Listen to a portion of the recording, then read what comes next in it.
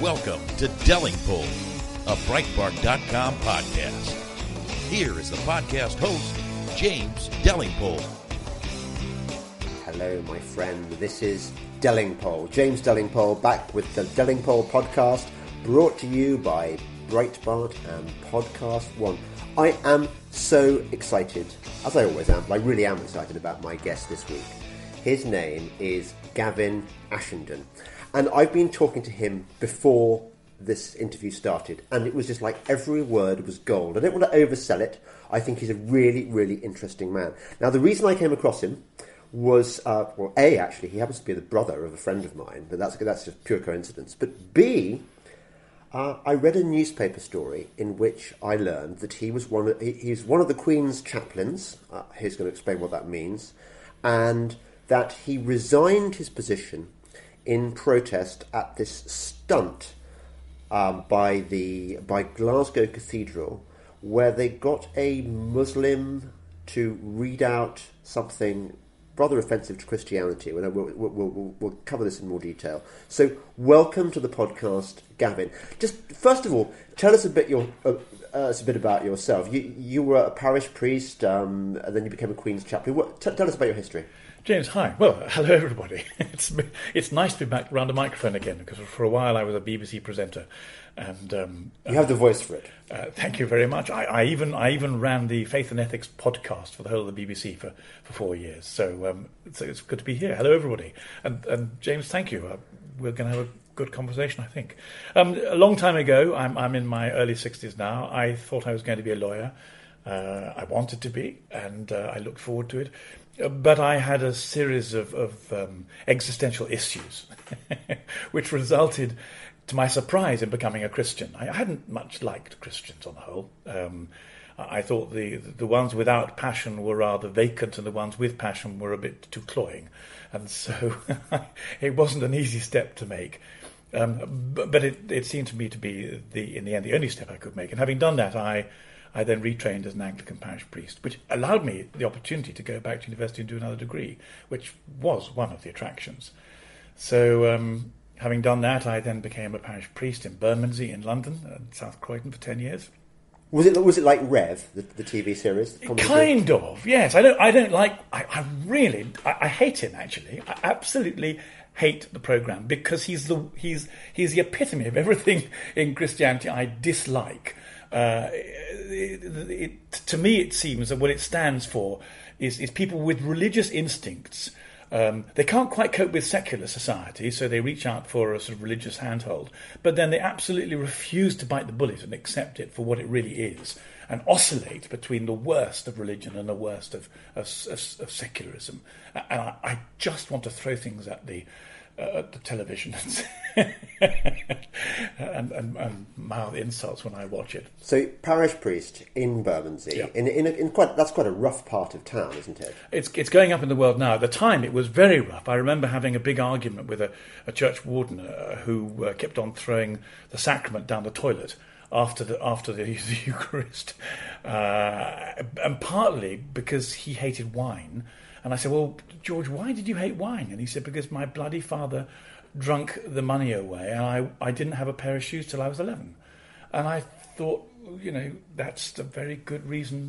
I didn't approve what he was doing. But Bermondsey and the world of the East End was an extraordinary place, even in the late 70s and early 80s.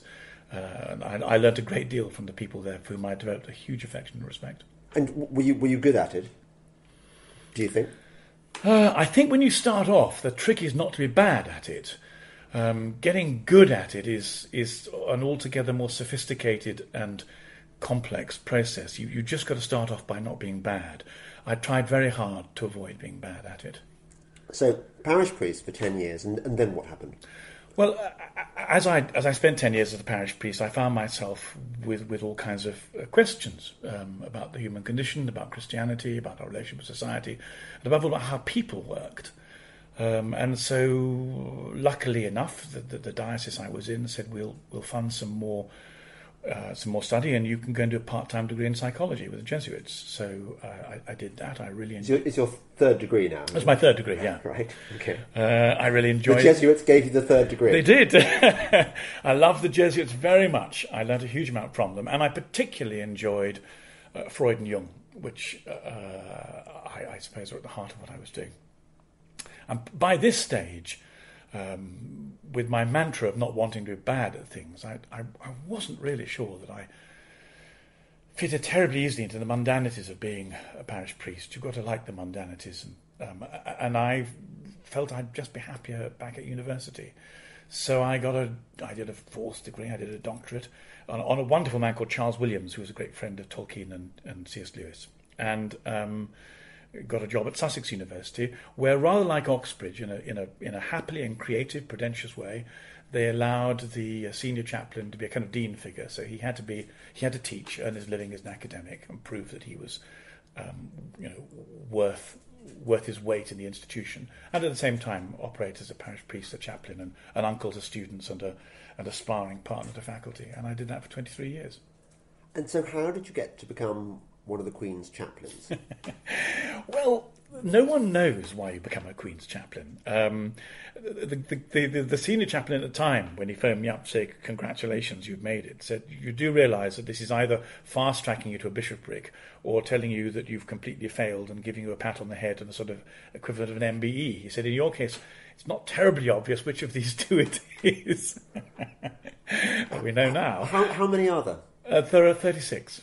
Right. And there have been since Agincourt. In fact, everything we know about Agincourt comes from a Queen's chaplain typing it up on his iPad on the baggage train at the time. So the royal ecclesiastical household has been there as a kind of resource for the royal family, for a very long time. Can I just correct you on a historical point there? They can't have had, on the baggage train, they were all killed, weren't they, at Agincourt? I thought the frogs came behind our lines. They did. No, then they wiped out the baggage train, particularly all the boys and children. They did. Yeah. So I don't know how we gained... You were using poetic license. No, I wasn't. No, he wasn't fighting. The particular royal chaplain left a record of Agincourt. Right. And he left it from with a baggage train. Now, whether or not he was killed, I'm sorry, I don't know that bit. I just know that the roots go back to that, and it's a rather exotic example. But now you've resigned your chaplaincy. Yes. I don't think I've resigned anything before in my life. I think it's the first time. So you must have felt very strongly about whatever it is you resigned about. Tell us what it was. Well, this is much harder because it's a bit like the iceberg. What we see on the surface is not really the substance of the matter. So if we deal with what's on the surface, because that's easily dealt with, the rather ill-judged provost of St Mary's Cathedral, Glasgow, which is the Episcopalians in Scotland, not Church of Scotland, they're Presbyterians, decided that he would pursue a perfectly laudable aim, which is to build up friendships with Muslims in Glasgow at the service of the feast on the Feast of the Epiphany, by having a Muslim read out from a piece from the Quran in what we call a ministry of the word, the bit you leave for reading the Bible out in the service. Now, this is quite a charged event because, first of all, it's a cathedral. The cathedral is where you teach the apostolic faith from, so it's kind of head office. And secondly, it's the Epiphany. This is a wonderful moment when, in an extraordinary encounter with Persian mathematicians, the Christ child enters the narrative of history and draws intelligence and curiosity to the moment in time and space when he came. It's really a kind of terribly pregnant moment in the Christian liturgical year.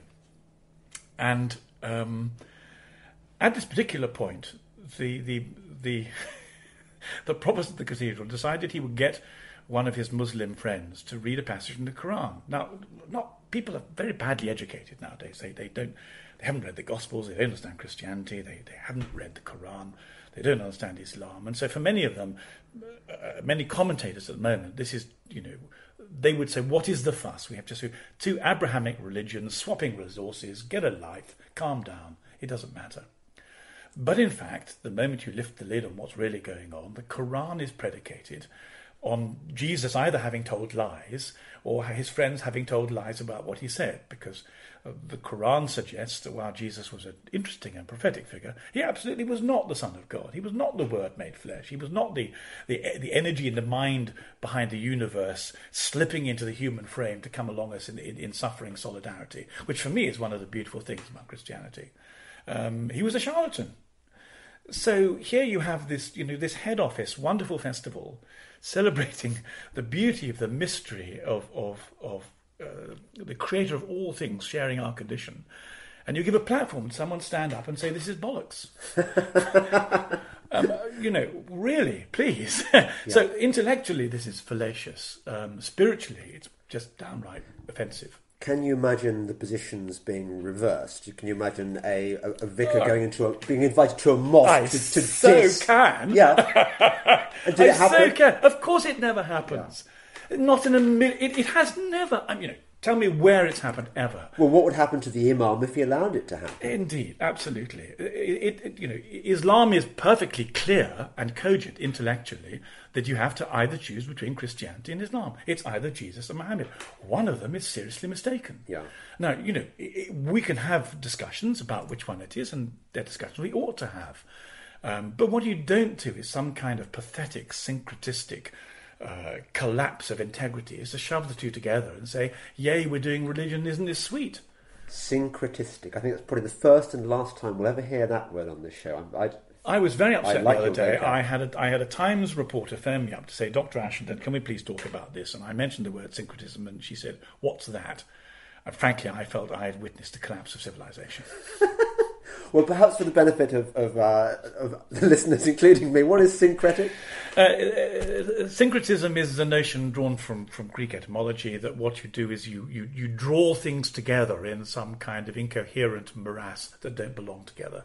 Right. You mix up. You take oil and water and you shove them into a glass and shake them, and then you're very surprised when they separate again. They don't belong together, and you shouldn't have put them there in the first place. When the so-called Muslim community reads in the newspapers that one of their number has gone into the house of Christ and gone and read out an extract from the Quran, essentially saying that Christianity, as you put it, is a load of bollocks.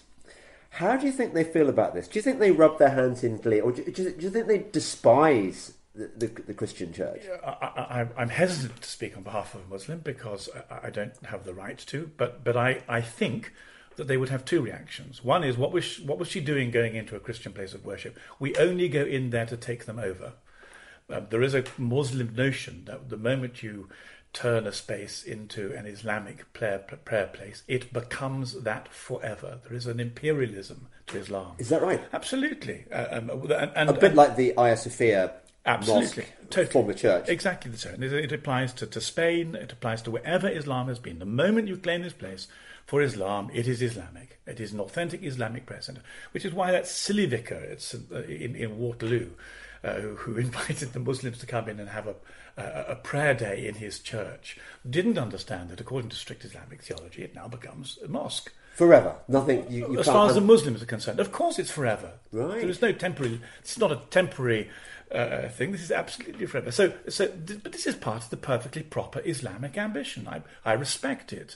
Muslims are very serious about their faith. We should all be serious about our ideas.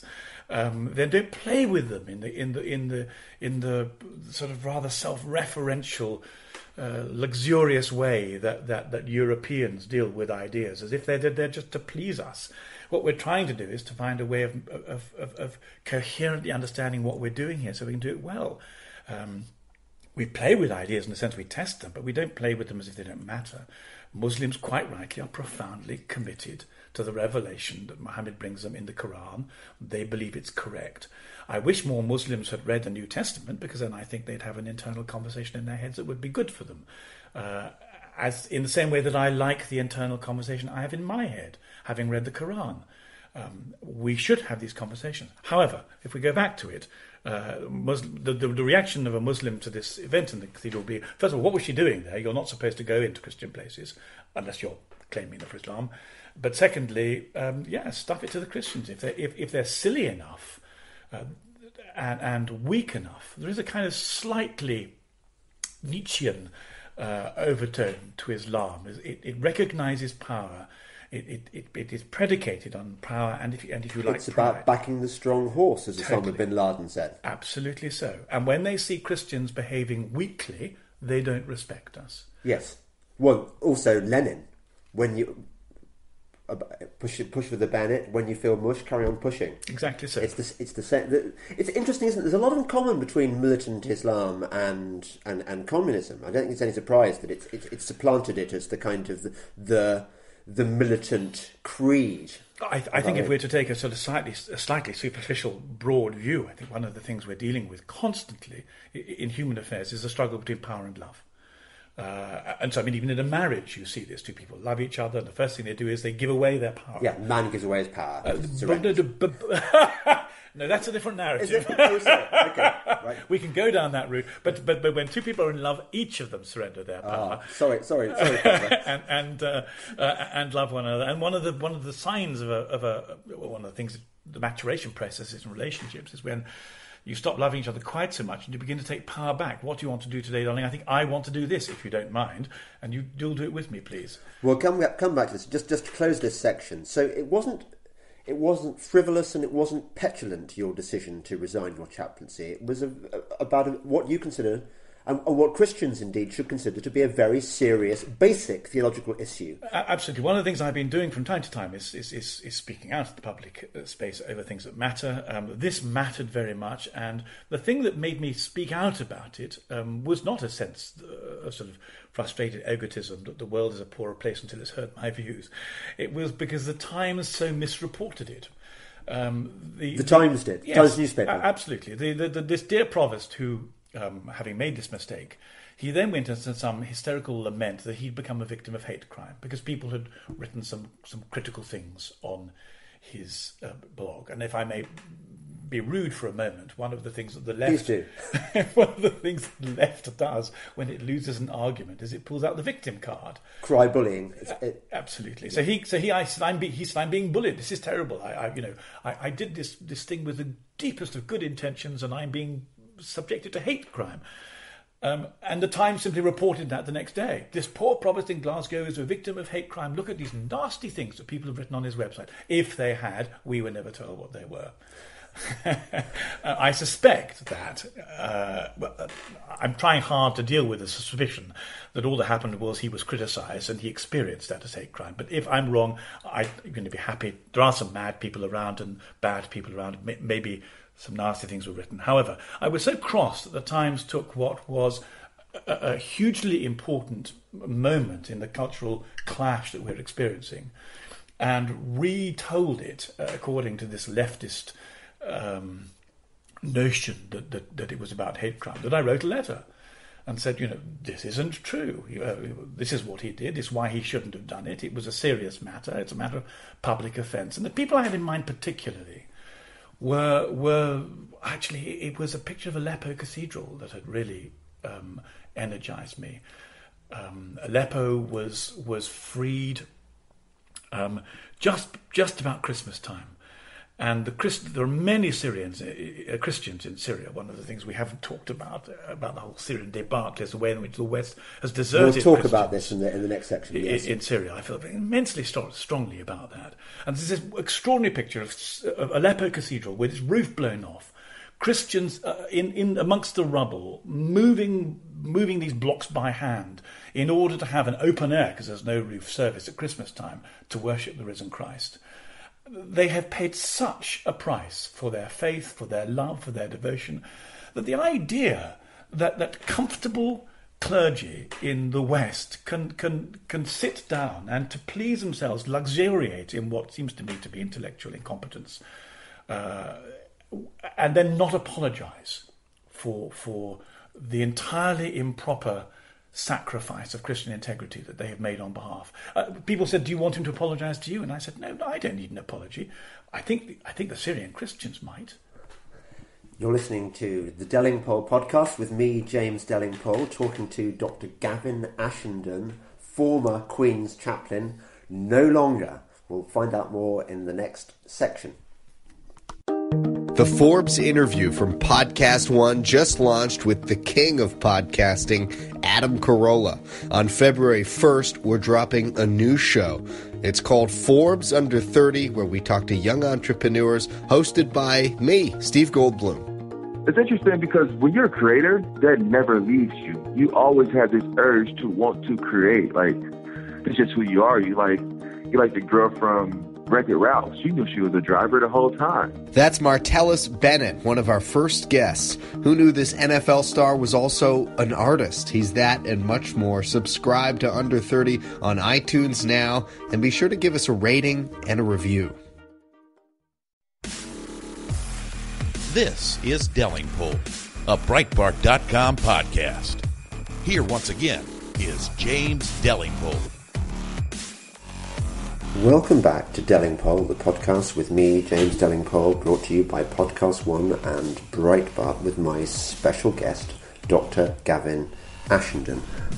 We were talking about your, disgust, I think is probably the word, isn't it? Yes, The Christian church, the Christian establishment, or the Anglican establishment, or its Scottish equivalent, has allowed Muslims essentially to turn Glasgow Cathedral permanently, forever, into a Muslim conquest. According to Islamic theology. According to Islamic theology. And you contrasted that with the situation It's extraordinary, isn't it, how little we are doing, how little we care for the plight of Christians in the Middle East, who are a dwindling band. They certainly are a dwindling band. There's been a huge flight from the Middle East. And even at the level of kind of inane multiculturalism, something I don't believe in, but let's assume for the moment I did, the multiculturalists amongst us seem perfectly content to have the Middle East turned into a monochrome place. You would think that even multiculturalism would say, well, let's keep the Christians in the Middle East. It'll be a mixed economy. It will be a way of increasing space and light and texture. It would be a good thing to do, rather than to have it a monochrome Islamic enclave. And I mean, I have read the newspapers with astonishment in the last 4 years, as Western powers have pursued to me an utterly incoherent foreign policy.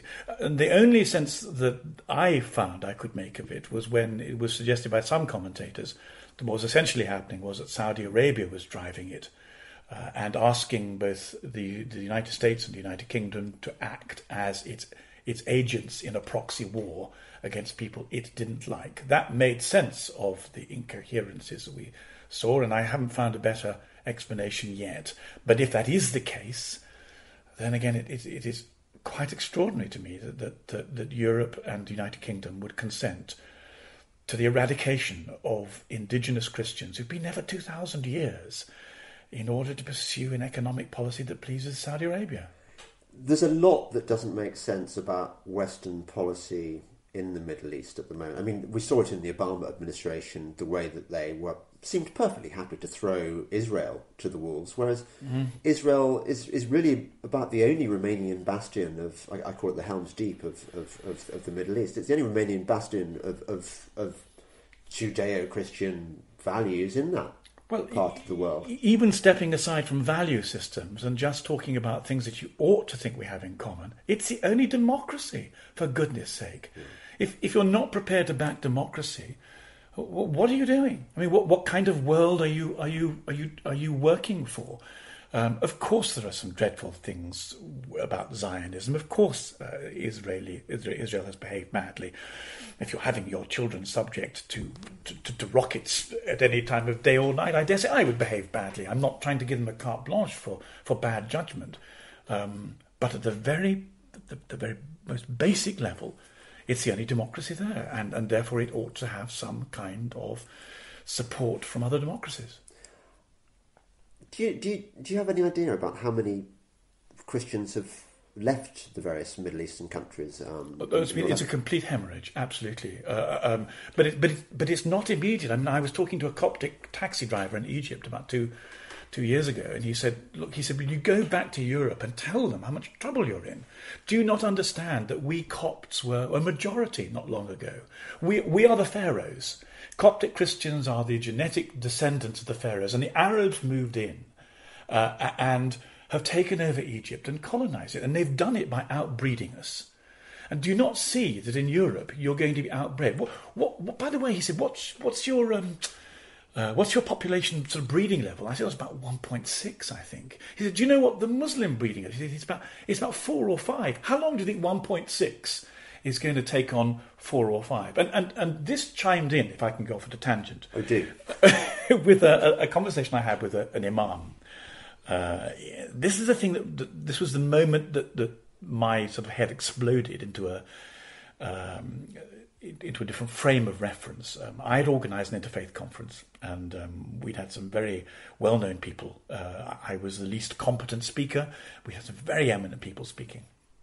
We overran slightly, and the imam was the last one up. Great guy, serious scholar, nice gentleman.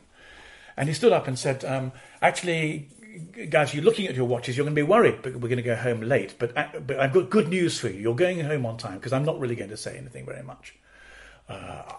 I'm only here because, Dr. Ashenden invited me. We're friends, we're colleagues. But he said, I don't really need to engage in interfaith dialogue, really. And I don't want to waste your time. I'll tell you why. He said, because the UK is going to be an Islamic republic in the time of my grandchildren. And I don't need to do anything about it. It's just going to happen. Maybe my children, he said. Maybe even my children's time. Because he said, if you look at your 5 northern conurbations, already, this is 2003 or so, already, he said, the majority of people under 16 are Muslim. Now, you want mayors. At the time, we were into this great urban mayor thing that has partly evaporated, but he said, you want mayors, and you believe in democracy. So he said, I'll tell you what's going to happen in these 5 northern conurbations in about 15 years' time. The majority of voters will be Muslim, and they will vote for a Muslim mayor.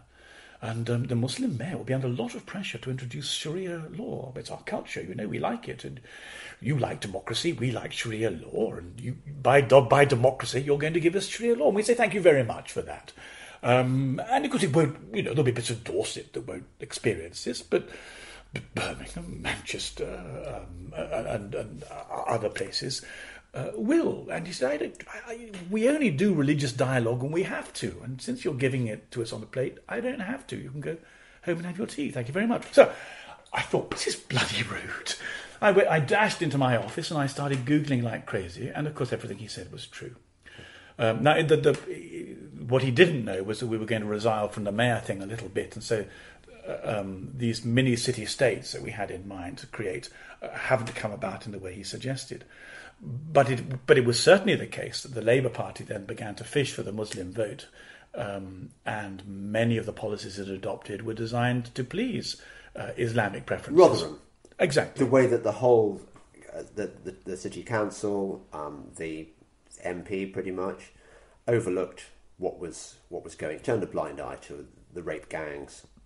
And the whole appalling fraud of voting that takes place. Postal voting fraud, which was an import from the Indian subcontinent. Indeed, which our authorities refuse to investigate and take seriously. And again, it's perfectly clear this suits Islamic interests. It doesn't suit Judeo-Christian or atheist interests. And I just don't understand why our culture is selling out in this way.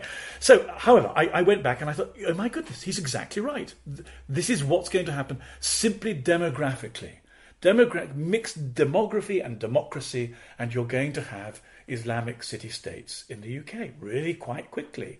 Perhaps during my children's time, certainly my grandchildren's time. Do I consent to this? No, I don't.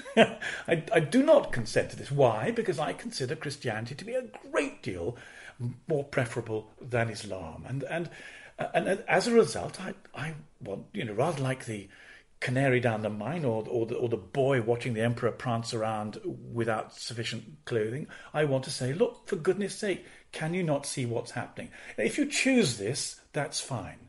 But to do it without even being awake, to sleepwalk into it, is inexcusable.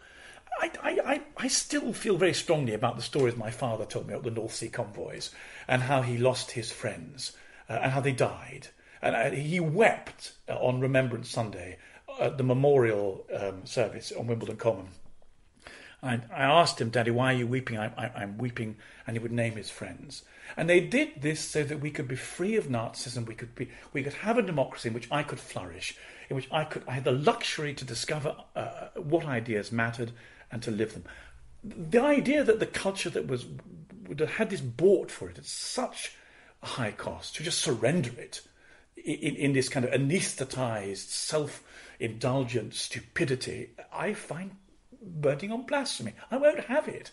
So I'm going to speak out in the public space. And this is where, of course, I began to get into some trouble, because it conflicted with an issue that the monarchy has, which is that the monarchy cannot afford to be drawn into political turbulence if it is to remain above the difficulties that the body politic arranges for itself. So one of my difficulties quickly became that my role as a Queen's Chaplain began to appear to be at odds with my wanting to speak out on matters that mattered to me. Yes, and we've got the unspoken issue, unspoken so far, of Prince Charles, yes, who seems to not understand one of the principles of constitutional monarchy, which is that we don't know what the king or queen thinks about political matters. And Charles, we know very much, he's taken an outspoken position on climate change, and he said that he doesn't want to be defender of the faith, he wants to be defender of faith. In other words, he wants to reach out as much to, even though he's head of the Church of England, he wants to reach out as much to Muslims as he does to Christians. Now, superficially, this might be a good thing, but I imagine you share my reservations on this. Well, it's all Carl Gustav Jung's fault. Oh, right. It comes to Charles from Jung through a guy called Lawrence van der Post. And Lawrence van der Post had a huge influence on Charles when he was younger, and Charles has inherited a kind of, we're back to the word syncretistic, mixed economy view towards him. Now, I don't know what he thinks, and I wouldn't dream of criticising him. I would want to support him. And I'm certainly hugely impressed by his defence of Christians in the Middle East that he's engaged in recently. And I'm fairly sure his position has changed from a sort of rather a starry-eyed Jungian position from Lawrence van der Post when he came out with the phrase he wanted to be defender of all faiths, which was inept, to today, where I suspect he's better informed. It must be very difficult indeed for him, because he, like me, would undoubtedly wants to join in and take part in what we in the engagement in social affairs, and he can't because, as you quite rightly said, and we've agreed, the more the monarchy expresses political opinions, the less integrity it has as monarchy. The more it slips into being party politics. Yeah. So, do you have concerns about the way that the monarchy might go once, heaven forfend, the Queen dies? Oh, I'm now free to talk about this, aren't I? Yeah. Well, you are, exactly. Well, and that's why it's worth it. Yes, I do. I think if the Queen were to die, God forbid, this week, our problems would not be very great. But if she were to live, I hope she does for her sake, another 10 years, given the speed of cultural change, it raises questions for me. When I was a BBC presenter, from time to time the National Secular Society would come on and say, we don't like the monarchy, we don't like the Church of England, we want all this religious guff stripped out of our public affairs. And you're only too aware of how religious concerns are becoming increasingly illegal, in fact, in the public space. If they're Christian. If they're Christian, yes. Islam seems to get a free pass with regards to Sharia law, with regards to people who want to not sell alcohol at Sainsbury's if their religion forbids them. It seems to me that there is a clash between essentially secular culture and one particular religion. That's absolutely so. We need to unravel why that is. Why is it that a British Airways check-in lady wearing a cross is taken to an industrial tribunal, and a Muslim person working on a supermarket counter who refuses to do her job isn't. And the answer appears to be cultural Marxism, because what we're I don't know if you want to go on this direction now. I think we should talk about cultural Marxism, because it's such a big subject in the last section, Right. but you're right. So let's deal with the constitutional crisis that might be ahead of us. Secularism wants to get to the religious language, Christian language, really out of the public space, out of education, out of hospitals, and Islam wants to increasingly move into the public space.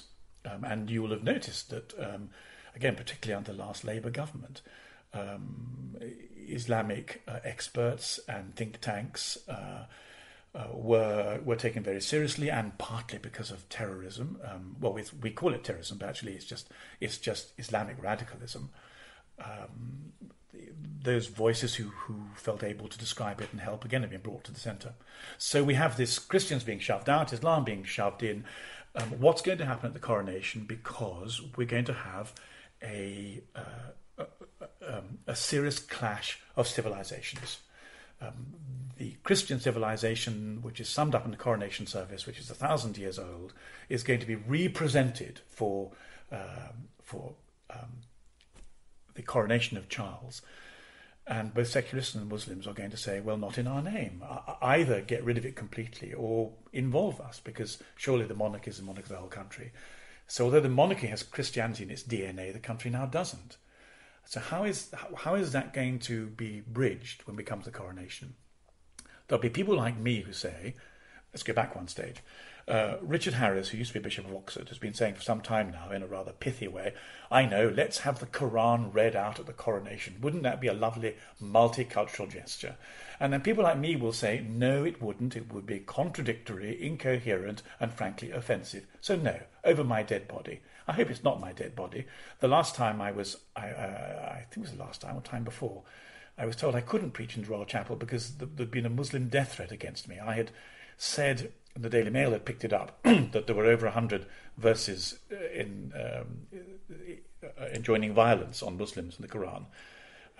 And I got a phone call saying, you can't come and preach because we've picked up some noise that they'd quite like to assassinate you in one of the palaces, and we think this would be very bad for the Queen. I said, I'm very happy about that. Christians must be prepared to be martyred. I don't expect 40 virgins at the end of it. But I'm absolutely clear that if that's what it costs to be a Christian, I must be willing to pay it. They say, well, the establishment doesn't want you martyred. And therefore, you can only come if the death threats die down a little. And they did. But nonetheless, by standing up in the public space and telling the truth, you run the risk of death threats. So I do say of my dead body, I mean, the Quran must not be read during the coronation service. It is a Christian service that reaches right back into the roots of Judeo-Christianity, and you will utterly destroy its integrity if you do so. But there'll be people who want it done, including the otherwise eminent ex-Bishop of Oxford. And I've begun to think that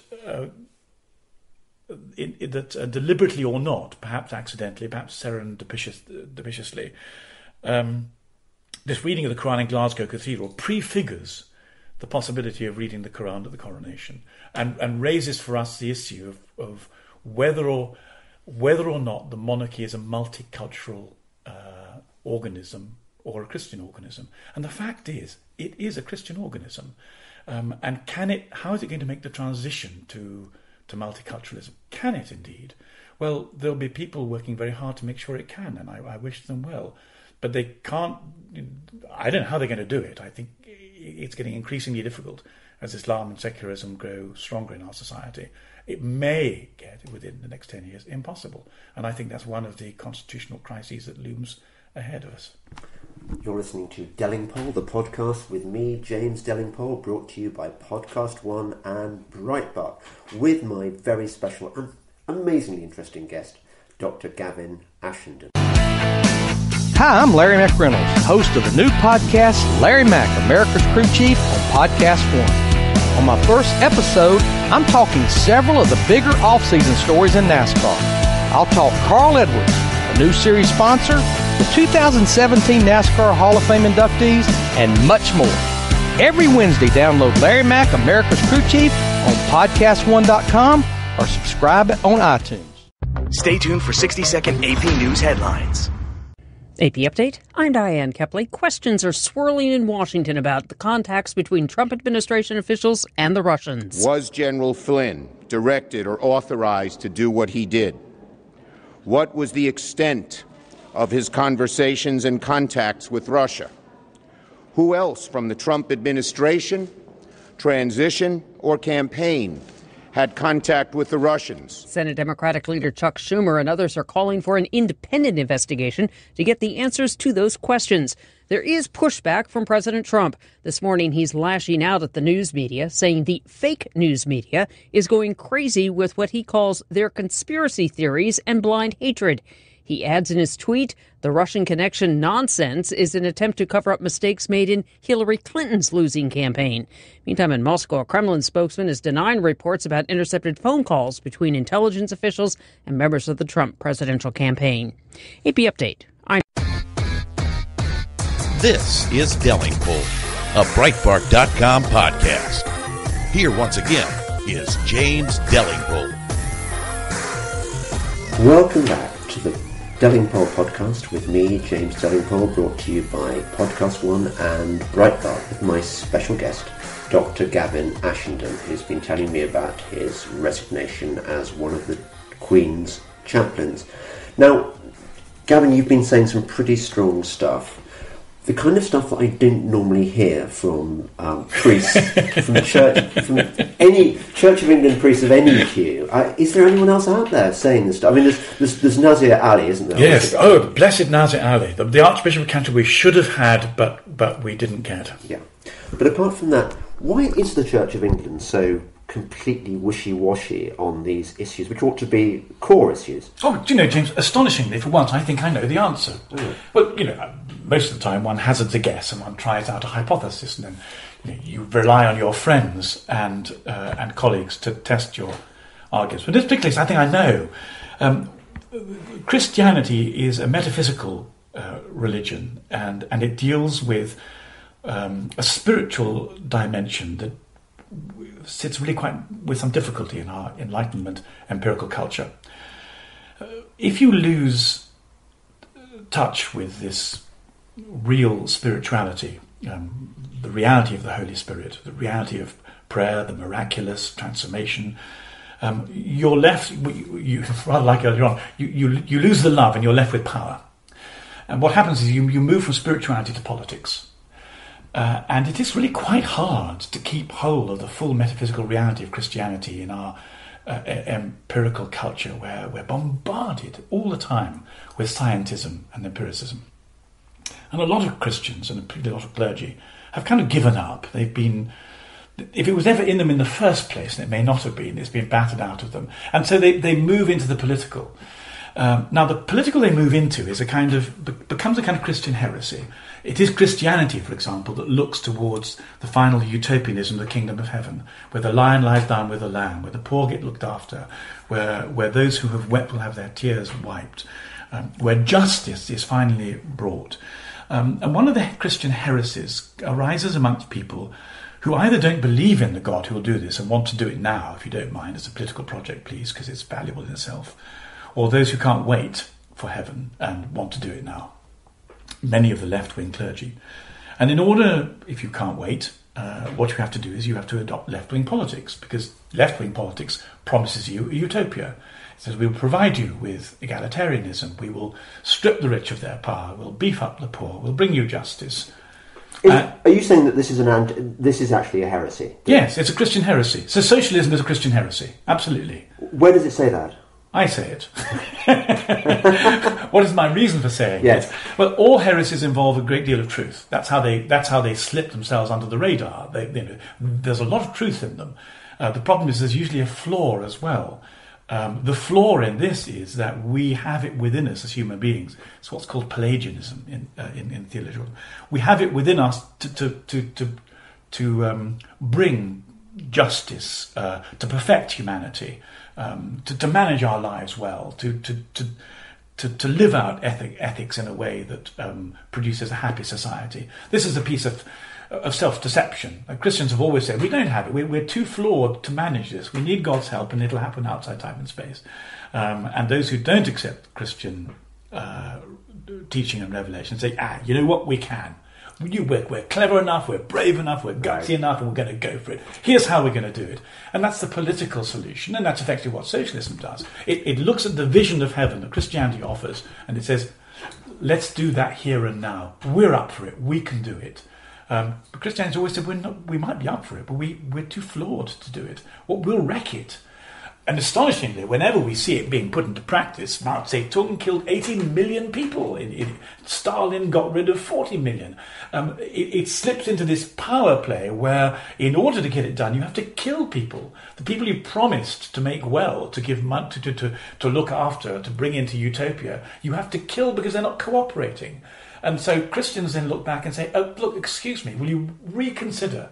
We don't have the skill, the wisdom, the capacity to do it. We're flawed. And you're not going to have it done in space and time. It's promised in heaven.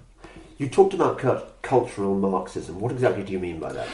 Well, so if you accept for a moment that the acting out of heaven on earth is a preemptive way of dealing with the Christian vision, and therefore a heresy, Marxism is an attempt to bring utopia to us.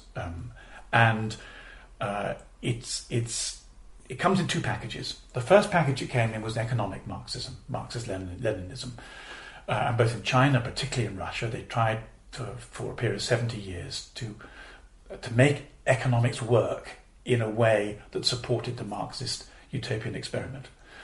Marx wasn't a very good economist. The whole thing fell to pieces. It was a complete balls up. It didn't work.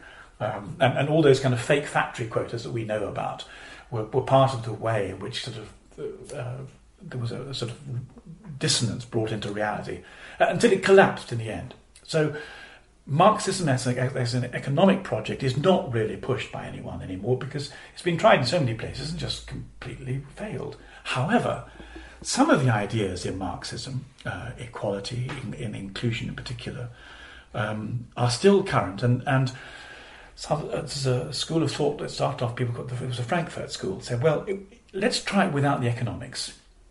Let's try and bring in this utopia, making everyone equal and making everything fair, as cultural values instead of economic values. And one of the really strange things that's happened in my lifetime is to watch the Berlin Wall fall down, at which point I thought, great, Marxism is dead. This silly, hubristic experiment has been proved to be too flawed. We can get on and make a better society. Only to discover that the kind of spirit of Marxism, or the demon of Marxism, slips along under the surface and re-emerges in a new form as a cultural program.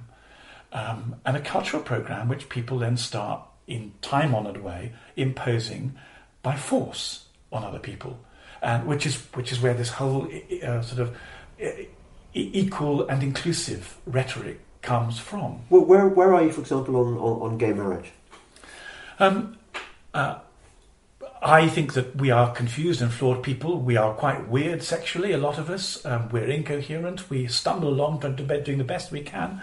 I know for a fact that people's preferences and tastes change because I saw this in my period whilst I was teaching at university over 2 decades. And I'm absolutely solid that eccentric people at the margin of our society need protecting and need honouring. So in terms of civil rights for gay people, I'd be at the front of the column arguing for them. I'm very much in favour of civil partnerships for gay people. The problem I have with marriage is that the moment you turn it into marriage, what you do is you make somebody else pay for the privilege. And in this particular case, we make children pay for it, which is why I'm against it. How does that come about? Well, a lot of my gay friends say, Gavin, please support gay marriage because it will make us feel more included in society. We'll feel more mainstream. And I say, I understand that, but I think you need to do this from inside rather than have me impose it on you from the outside, as with all sort of insecurities. And so they said, well, actually, we want to do it by having children. We will feel, if we're a gay gay couple and we can have children, we'll feel more like an ordinary family. So we'd like to pursue that. So then I said, well, where are you going to get your children from? And the answer is, well, they will be designed with an outside party. Now, already in the last 40 years, we've done marriage in society very badly, as heterosexual marriages have collapsed and children have access to both parents and above all their fathers, producing an incoherent and a dangerous society. It would be good to try and mend some of that. By introducing gay marriage, you make it worse. Why do you make it worse? Well, the fact is that the Scandinavian research suggests that lesbian partnerships are 8 times more fragile than any other kind of partnership. I don't want to say why, it's not my business, but they are statistically. I remember one of my students saying he'd become gay and he got into a gay partnership, and he said, Gav, my beloved partner is upsetting me because he's coming about 8 sleepaways a month and I'm feeling a bit insecure. I said, I thought you were committed. Yeah, he said, but in Brighton, committed as a gay man, yeah, you're there already. Committed as a gay man involves cutting each other a certain amount of slack. I said, I didn't know that. If I told my wife I was committed, I was perfectly entitled to be committed some slack. It was 18 times a month.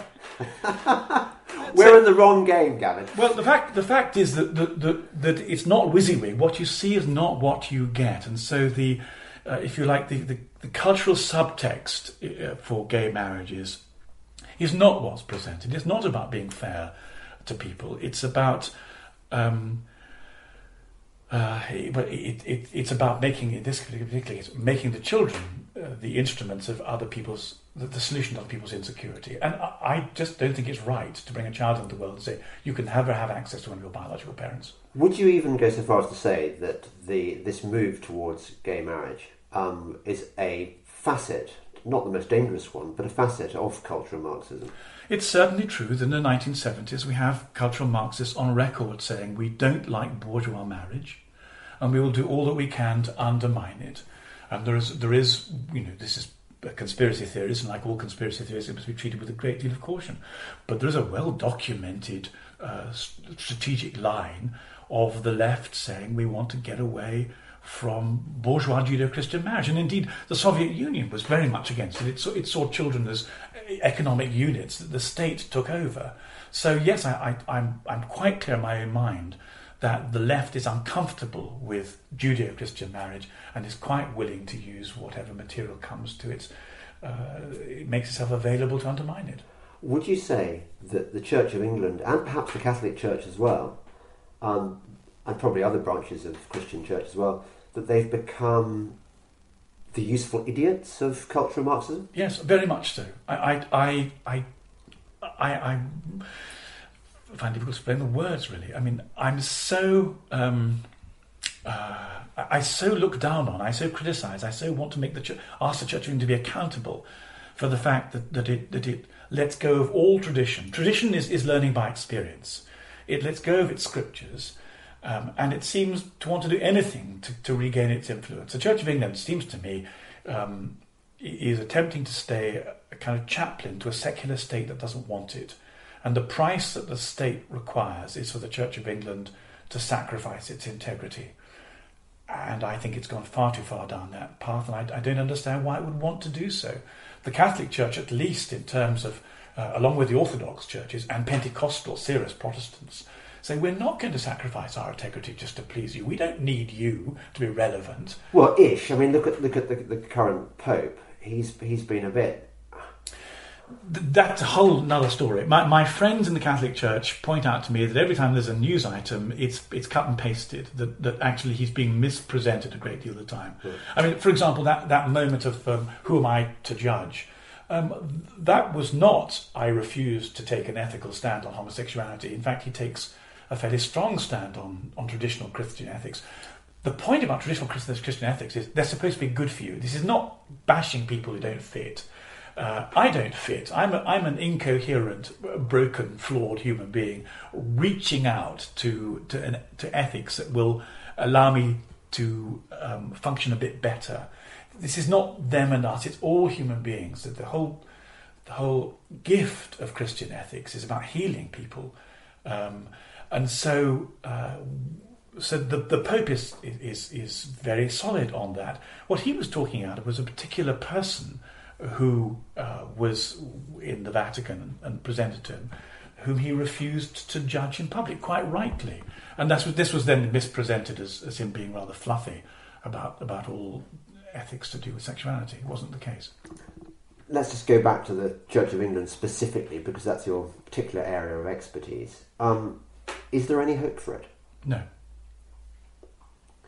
There's nothing it can do, because is that because it attracts the kind of person who is not going to help it recover its past glories, or is it because it's institutionally? So I think we need to be clear what our frame of reference is. Is there any hope for it historically? No, because demographically and financially it's on its last legs. In the next 10 years, the average age of congregations at the moment is about 68. 10 years ago it was 58, 20 years 48, in 10 years' time it'll be 78. You can't run a national church full of people who are 78, however venerable they are. Financially on its last legs, several dioceses have had to take out loans in the last year to pay their clergy from the church commissioners. We're in this ludicrous situation where it's responsible for some of the finest and most beautiful monuments in the land with very little help. Even the French in their atheism have turned their monuments over to the state to make sure they're cared for. There's no way the Church of England can carry on its back its infrastructure. So no, there is no hope for it. It will just become a sort of small society, rather like a museum. Is there any hope for it spiritually? There's always hope spiritually. There's hope for me spiritually, and I'm invited to repent. So when I get things wrong, C.S. Lewis was very big on this. He said it's a bit like doing mathematics. You do your workings, and then when the thing doesn't work out, you say, where did I go wrong? You have to go back to that point and take a different direction. So the beauty of Christianity is that we're always invited to turn around, having got it wrong, and try and get it right. So there is hope for the Church of England, but it will have to turn around. So it shows no indication whatsoever of wanting to do that. In fact, its leadership has been genetically modified in order to make sure that almost nobody, makes it into a position of influence without subscribing to this particular form of politicized left-wing spirituality that characterizes its leadership.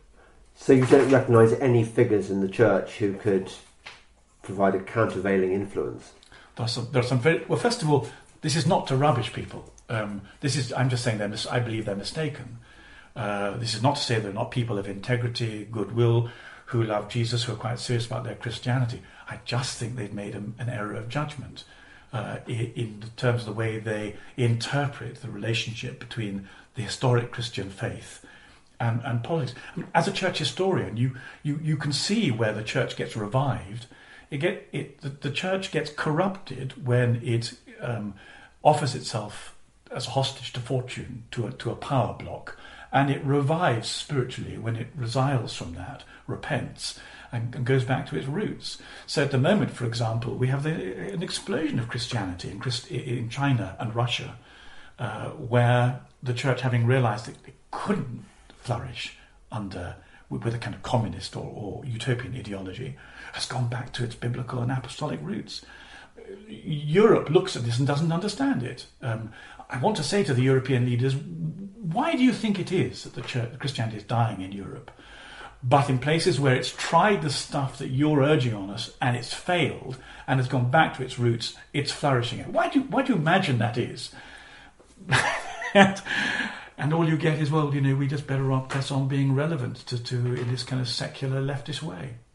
Thank you very much, Dr. Gavin Ashenden, my special and fascinating guest on this podcast, Delingpole, brought to you by me, James Delingpole, by Breitbart and Podcast One. Thank you very much for listening, and don't forget, give me a really nice review on the Apple iTunes thing. I've had quite a few recently, and you are saying really nice things. It's actually encouraging me, and if you encourage me, you'll get more. Lots of love. Bye-bye.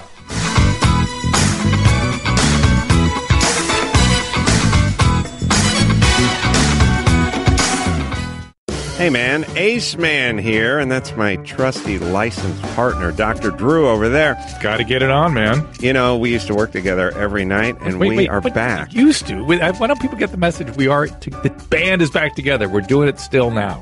Good. Tell them why it's better now, Drew. The Adam and Dr. Drew show. We're unencumbered. We're unlicensed. Right. We're uncensored. We do anything we want. It's the pirate ship, man. Fudge, yeah. We do what we want.